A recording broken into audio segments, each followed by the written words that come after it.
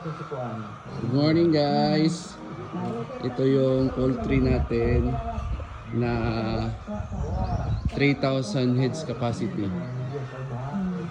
Almost done na yung building. Yung kulang ay yung mga cages na lang.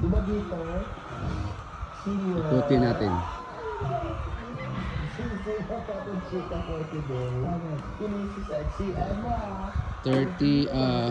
3,000 heads capacity. Almost done na yung building. Cages na lang yung kulang.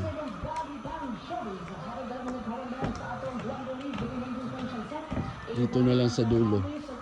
Saka lagyan pa natin ng canopy dyan.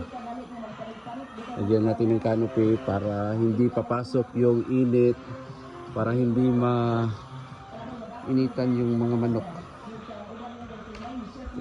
Dito tayo. Tawid tayo dito.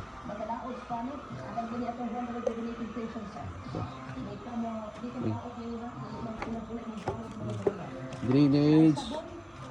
May mga drainage na sinilid. Doon sa kabila, may drainage na doon.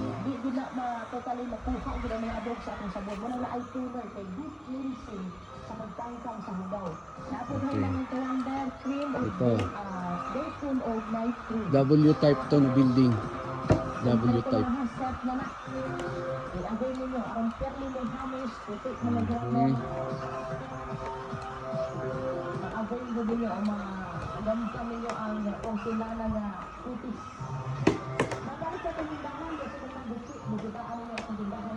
Kaon na, kaon.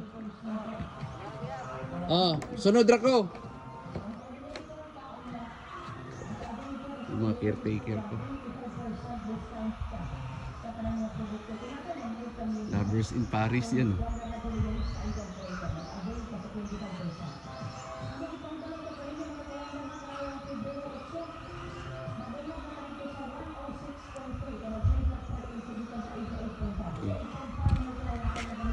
Ito, exist to. Exist yan dyan, exist. Hospital nila yan. Dito. Itong isang block na to. Dyan. Mula dyan. Papunta doon. Hospital yan. Exist na yan ng mga cages. Pag may nasakit or natuklaw yung puwet, dyan ilalagay. Isi-separate.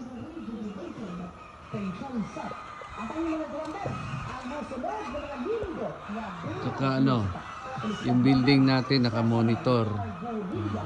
May breather sa init para hindi masyadong mainit. Ayan.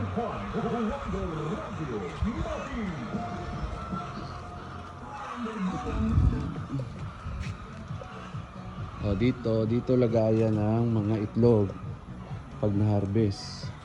Dito lagayan ng itlog. Diyan ilalagay yung itlog natin. Diyan, malapad yan. Isang block din yan. Pwede ka rin maglagay ng folding bed dyan. Gusto mong matulog. Matulog ka dyan hanggat wala pang gagawin.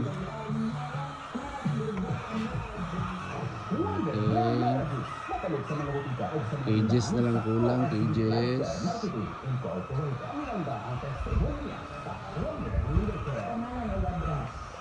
Ganda ganda.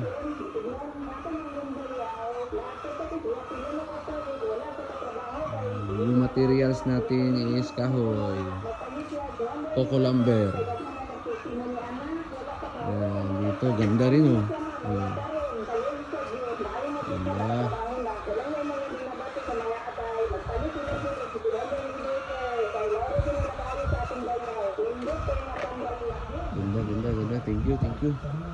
Thank you mga viewers.